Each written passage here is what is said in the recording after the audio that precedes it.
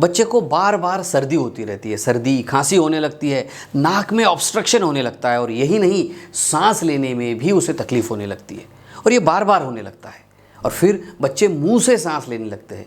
माँ बाप को थोड़ा कभी कभी ये अजीब लगता है कि बच्चा मुंह से सांस ले रहा है, उसकी आवाज़ बदल जाती है और रात में जब वो सोता है खर्राटे भी लेने लगता है।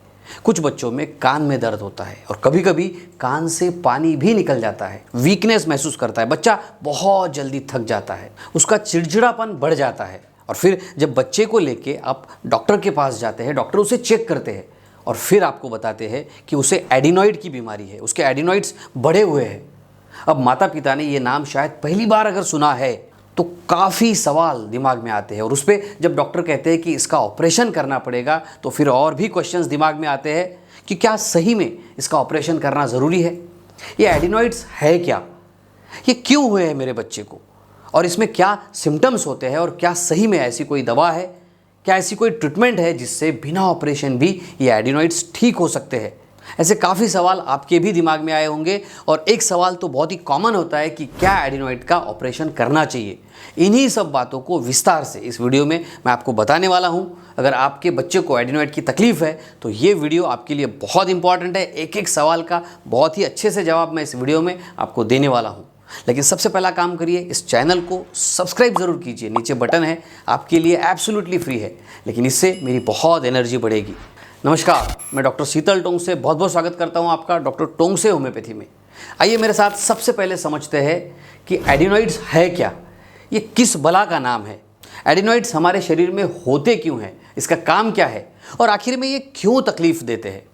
देखिए, आपने टॉन्सिल्स के बारे में तो सुना होगा। ये डायग्राम में देखिए, इस तरह के होते हैं टॉन्सिल्स जो आपके गले में होते हैं। टॉन्सिल्स आपके गले में इस तरह की दो गांठें होती है।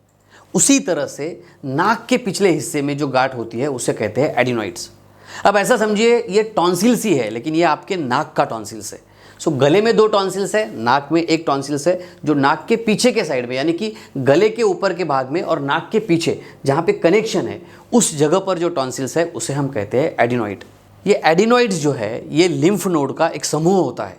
अब आप पूछेंगे ये लिम्फ नोड क्या है और इसका काम आखिर है क्या? तो देखिए, एडिनॉइड जो है आपके शरीर की जो प्रतिरक्षा प्रणाली होती है उसका एक हिस्सा है, उसका एक पार्ट है।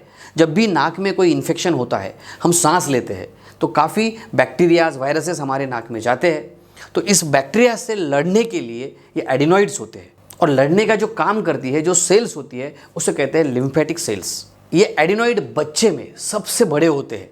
आमतौर पर ऐसा समझिए 2 से 6 की जो आयु होती है उसके बीच में ये अधिक सक्रिय होते हैं, क्योंकि इन्फेक्शन से लड़ना ऐसे में बहुत ज़रूरी होता है।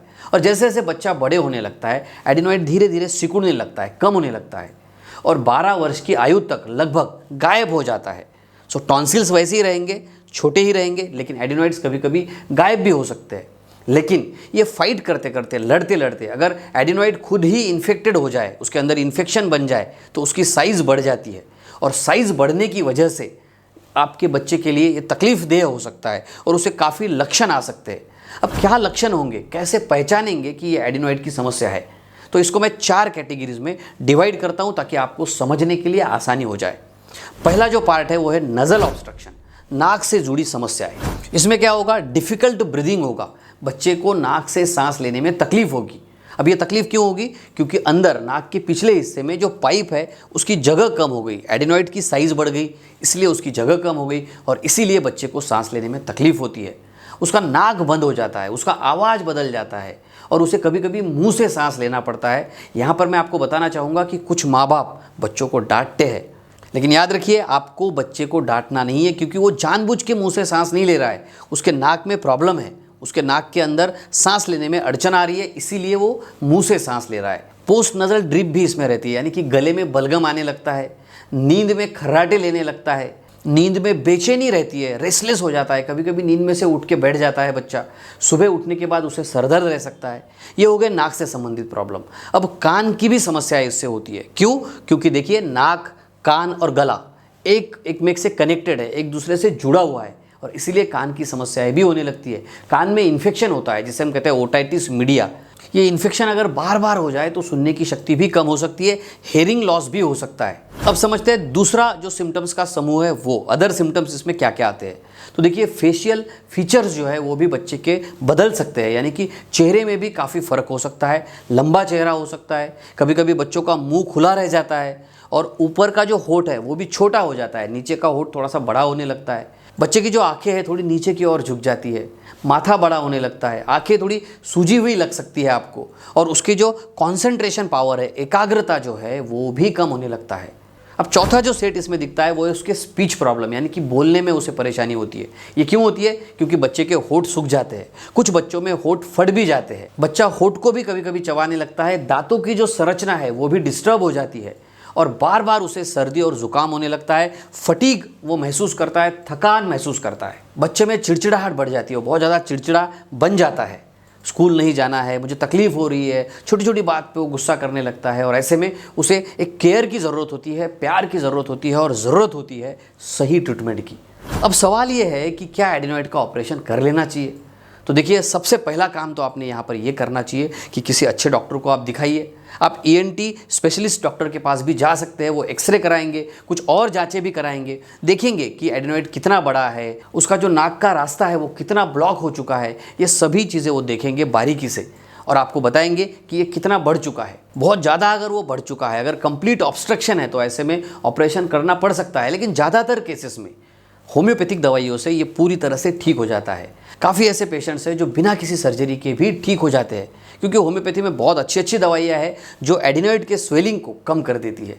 देखिए कैल्केरिया कार्ब नाम की मेडिसिन है, बराटा कार्ब है, ट्यूबरकुलिनम है, बैसिलिनम है, लेकिन याद रखिए खुद के मन से कहीं पढ़कर देखकर आपने कोई भी ट्रीटमेंट नहीं लेनी है, बच्चे के साथ कोई भी एक्सपेरिमेंट नहीं करना है। किसी अच्छे डॉक्टर को आप दिखा सकते हैं या आप मुझसे भी कंसल्टिंग कर सकते हैं। मेरा व्हाट्सएप नंबर मैंने नीचे दिया है।